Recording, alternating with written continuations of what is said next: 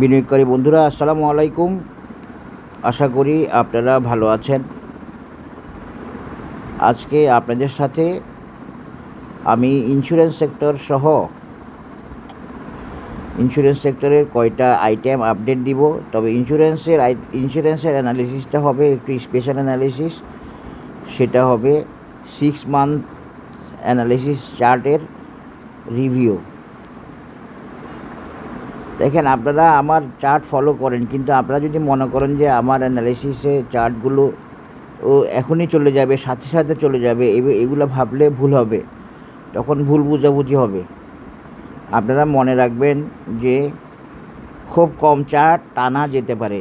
আমার ইন্স্যুরেন্সের সাজেস্টেড লিস্টে ছিল বিএনআইসিএল, পায়োনিয়ার, পিপলস, এগুলো হিট করছে, কিন্তু এখনও দেখেন দুইটা হিট করে নাই। প্যারামাউন্ট, সেন্ট্রাল, এগুলো এখনও হিট করে নাই। প্রগতি, তো এগুলোও হিট করবে, এগুলো একটু সময় নিচ্ছে। এগুলো বুঝতে হবে, সময়টা খুব খুব সূক্ষ্ম কিছু কারণে নিচ্ছে। আর ইন্স্যুরেন্স যেহেতু ব্রেকআউট করে ফেলছে, সেক্টর ব্রেকআউটের অ্যানালিসিসটা ওকে হয়েছে, এবং গতকাল রিভার্সাল ক্যান্ডেল দিয়ে পজিটিভ রিভার্সালের যে ক্যান্ডেল করছে আপনারা বুঝে নেন। ইনশাল্লাহ আশাবাদী। ইন্স্যুরেন্স পিছনে তাকাচ্ছে না, ইন্স্যুরেন্স পিছনে তাকাবে না বলছিলাম, তাকাচ্ছে না। আপনারা খেয়াল করে দেখেন, যখন থেকে বলছি তখন থেকে তাকাচ্ছে না, আলহামদুলিল্লাহ। এগুলো টেকনিক্যাল বেসড কথা বলি, এই আর কি। আরেকটা কথা বলে রাখি, ওই যে আমার একটা কোর্স শুরু হচ্ছে অলরেডি। কয়েকজন কোর্স মেম্বার রেসপন্স করে ফেলছে। আমি আসলে অনলাইনে কোর্স করাই, এবং আমি 4-5 জনকে নিয়ে কোর্স করাই। আমি আসলে একজন প্রফেশনাল ব্যাংকার, অ্যাসিস্ট্যান্ট ভাইস প্রেসিডেন্ট এবং ম্যানেজার অপারেশন। আমার পড়াশোনা ইকোনমিক্সে অনার্স মাস্টার্স, তারপরে ব্যাংকিং ডিপ্লোমা, তারপরে সিডিসিএস, এগুলো সব করা আছে, এবং বিসিএসও কোয়ালিফাই করছিলাম এডুকেশনে 27তম, এটাতে আর যাওয়া হয়নি, গেলাম না। তো যাই হোক, আমার পরিচয় অনেকে জানতে চান, এই জন্য বললাম। তো আজকে আমি ইন্স্যুরেন্সের একটা স্পেশাল এবং কয়েকটা আইটেম আপনাদেরকে ভালো করবে বলে সাজেস্ট করব। আশা করি আপনারা সাথে থাকবেন। আর যেগুলো সাজেস্ট করার মধ্যে ভালো করে না, এগুলোর কথা বলছি, এরা সবাই ভালো করবে ইনশাআল্লাহ, আল্লাহ রহমতে। আপনারা আমার সাথে থাকেন, এবং আমার অ্যানালিসিস যদি আপনাদের ভালো লাগে, আরেকজনকে উপকার করার জন্য শেয়ার করেন এবং সাবস্ক্রাইব করবেন আশা করি। আমার অ্যানালিসিস কোনো রকম প্রলুব্ধকরণ, কোনো রকমের প্ররোচনা ছাড়া। আমি যদি এখন টেক্সটাইল যদি ইন্স্যুরেন্সের পজিশনে থাকতো, আমি টেক্সটাইলকেই গুরুত্ব দিতাম। আমি ইন্স্যুরেন্স ওকে হবে, ইন্স্যুরেন্স ভালো করবে, ইন্স্যুরেন্স 1 নম্বর। অনেক প্রতিকূলতার মধ্যেই বলে গেছি আপনাদেরকে, আপনারা খেয়াল করে দেখেন। এবং যে যার নলেজ অনুযায়ী বুঝে নিছে, কেউ কমেন্ট করছে নেগেটিভ, কেউ বিটলামি করছে। তো আমি বিটলামি করলে ওগুলোকে সাথে সাথেই ব্লক করে দিই। তো দেখা যাচ্ছে কি, যেগুলোকে ব্লক করছি সেগুলো আবার অন্য নামে এসে দেখতেছে, অন্য আইডি দিয়ে দেখবে ইনশাল্লাহ। কারণ আমার অ্যানালিসিসের মধ্যে কোনো ধরনের অসৎ উদ্দেশ্য নেই, সম্পূর্ণরূপে পজিটিভ একটা ফিলান্থ্রপিক অ্যাক্টিভিটিস। শুধুমাত্র ইউটিউবে আসছি সবার কাছে, অনেকের কাছে পৌঁছানোর জন্য। আমার গ্রুপ আছে, গ্রুপ মেম্বার অনেক কম। আমি ঢালাও মেম্বার করি না, দেখে শুনে বুঝে করি, কারণ আমার অ্যানালিসিস বিভিন্নখানে পাচার হয়, বিভিন্ন জনে নিয়ে যায়, অন্যখানে শেয়ার করে, এগুলো রেকর্ড আছে। আমি দেখে শুনে বুঝে, জেন্টেলম্যান দেখলে, আইডি ওপেন থাকলে তাদেরকে আমি আমার গ্রুপ মেম্বার করি। এখন আসেন, আপনারা মনে রাখবেন, মার্কেট ইজ কিং। মার্কেট ইন্স্যুরেন্সকে এখানে নামাবে আমরা ভাবি নাই, তখন সেই অ্যানালিসিসটা ওকে না, আমরা ভাবছি এখান থেকে উঠে যাবে ইন্স্যুরেন্স অনেক মাস আগে, কিন্তু মার্কেট এখানে নামাচ্ছে। তাহলে কি মার্কেট ইজ কিং? এখানে নামাচ্ছে কেন মার্কেট? দেখেন, ইন্স্যুরেন্স যদি এখানে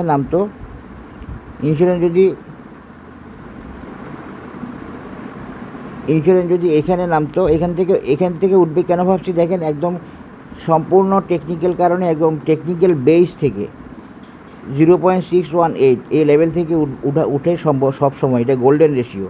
কিন্তু market is king, market plan, market মেকানিজমে, এবং মার্কেট যে উঠতে দেরি করবে টোটালি, সেই কারণে ইন্স্যুরেন্সকে এই দেখেন 786 লেভেলে নেমে আসছে। তো অনেকেই হতাশ হয়েছে, অনেকেই ভুল বুঝছে হয়তোবা, কিন্তু এগুলো মার্কেট প্ল্যান সবার আগে, মার্কেট মেকানিজম সবার আগে, তারপরে হচ্ছে অ্যানালিসিস। তো অ্যানালিসিসে যদি আপনি মার্কেট মেকানিজম ধরতে পারেন, সেটাই বেস্ট অ্যানালিসিস হয় আর কি।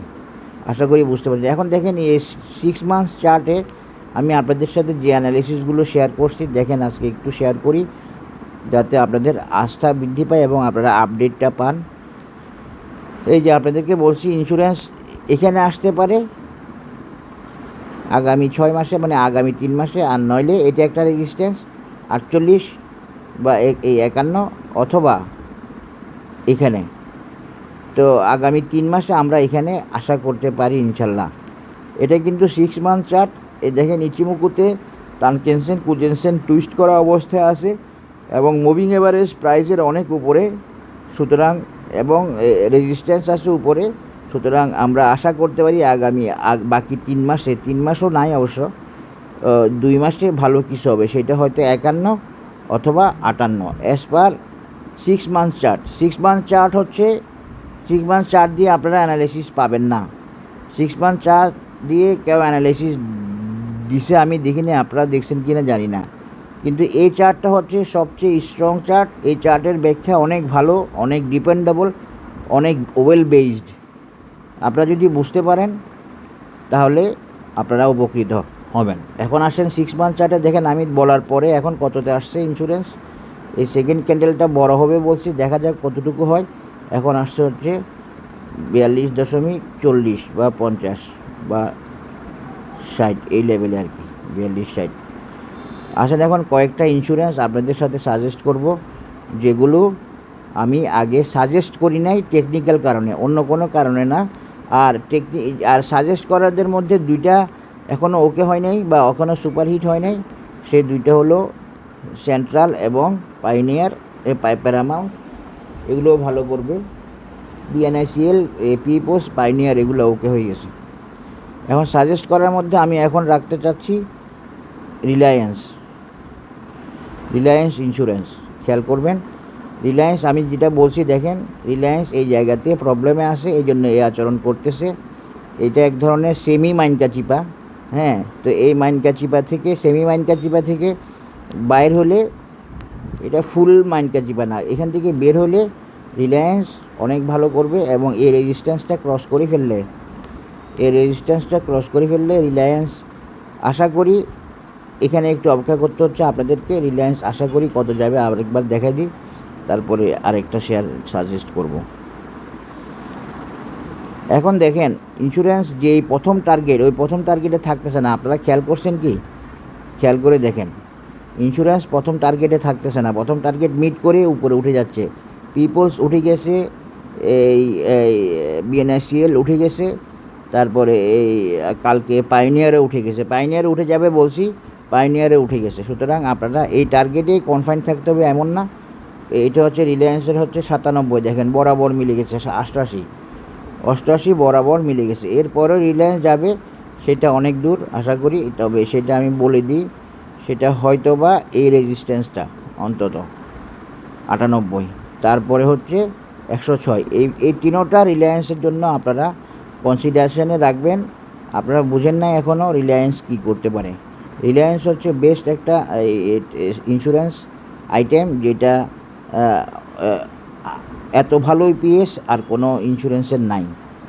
আশা করি বুঝতে পেরেছে। রিলায়েন্সকে যদি আমি এখন একটা দিয়ে দেখাই, এই প্যাটার্ন দিয়ে দেখাই, ক্লাসিক সিহর্স প্যাটার্ন দিয়ে দেখাই, তাহলে দেখি কত হয়। এই লেভেলটা হয় 106, 7, 8। আশা করি বুঝতে পেরেছেন। রিলায়েন্স ইন্স্যুরেন্স, এই তিনটায় রিলায়েন্সের চার্ট, রেজিস্ট্যান্স, এবং রিলায়েন্সকে এই রেজিস্ট্যান্সটা ক্রস করতে হবে। রিলায়েন্সকে এই রেজিস্ট্যান্সটা ক্রস করতে হবে এবং ক্রস করবে, সে তো ক্রস করতে বাধ্য। কিন্তু আপনারা হয়তো বুঝতেছেন না কেন ক্রস করতেছেন না, আমি বুঝতে পারতেছি। এটা হলো টেকনিক্যাল অ্যানালাইসিসের বিষয়, বুঝতে হবে আপনাকে প্রবলেমটা কোথায়। এই রেজিস্ট্যান্সটা পার করলে রিলায়েন্স সামনে দৌড়াবে। এরপরে আমি শেয়ার করতে যাচ্ছি গ্রিন ডেল্টা।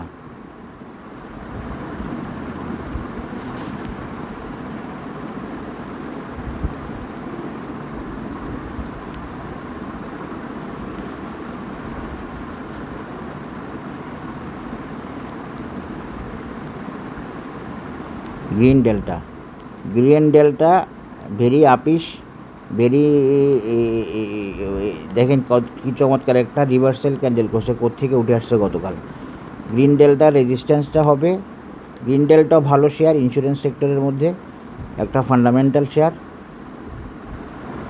গ্রিন ডেল্টা হয়তো এই 72, 73, 74 লেভেল পর্যন্ত গ্রিন ডেল্টার টার্গেট হবে।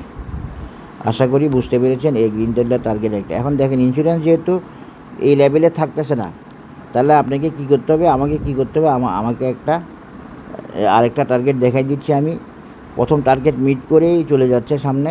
এই গ্রিন ডেল্টাকে এই 62 এটা ক্রস করতে হবে, প্রথম রেজিস্ট্যান্স। এটা এখনও ক্রস করে না, এটা ক্রস করলে 73 টাকা টার্গেট, 73 টাকা। এরপরে হচ্ছে গ্রিন ডেল্টার একটা টার্গেট হচ্ছে 86 টাকা। এই পরের টার্গেটগুলো কেন দিচ্ছি, বর্তমান বাজার মুভমেন্টের প্রেক্ষাপটে।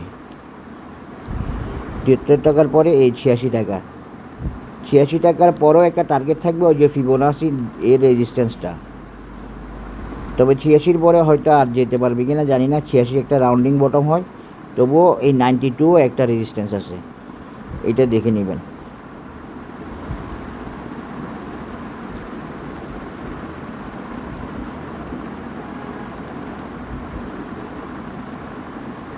এরপরে আসে হচ্ছে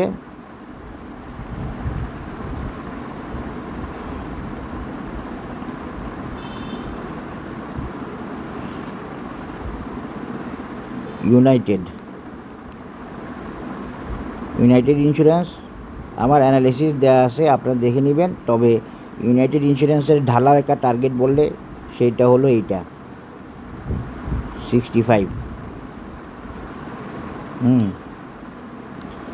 আর ফিবোনাসি দিয়ে যদি আমরা মেজারমেন্ট দিই, তাহলে ইউনাইটেড ইন্স্যুরেন্সের টার্গেটগুলো হলো, ইউনাইটেড ইন্স্যুরেন্স রেজিস্ট্যান্স ব্রেক করছে, আশা করি বুঝতে পারছেন। একটা হলো 54 আর একটা হলো 66। ইউনাইটেড ইন্স্যুরেন্স একটা হলো 54 এই লেভেলটা নেক্সট টার্গেট, তারপরে হলো 66। হ্যাঁ, এরপরে আমার সাজেস্টেড অ্যানালিসিস হলো আইটেম হলো রিপাবলিক।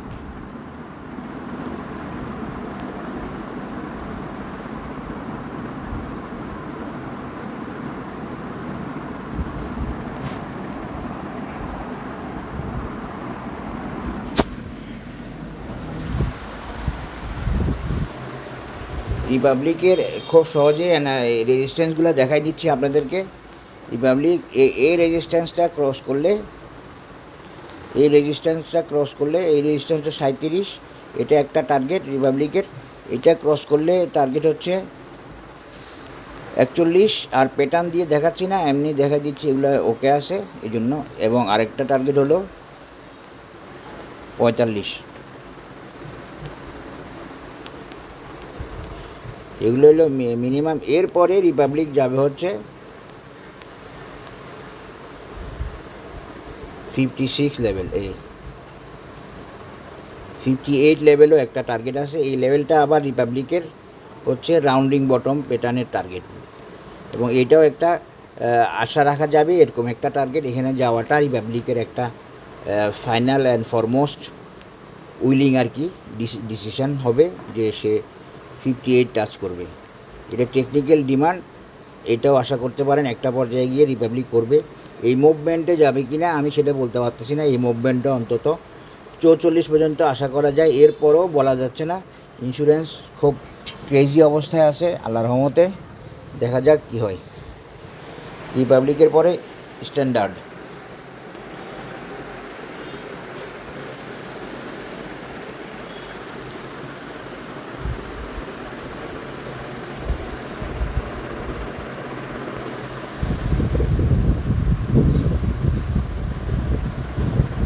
এই অ্যানালিসিস দেওয়া মানে অন্যগুলো যাবে না এমন না। এই অ্যানালিসিস দেওয়া মানে হচ্ছে এগুলো আপাতত আমার চোখে ভালো লাগতেছে, এই আর অন্য কিছু না।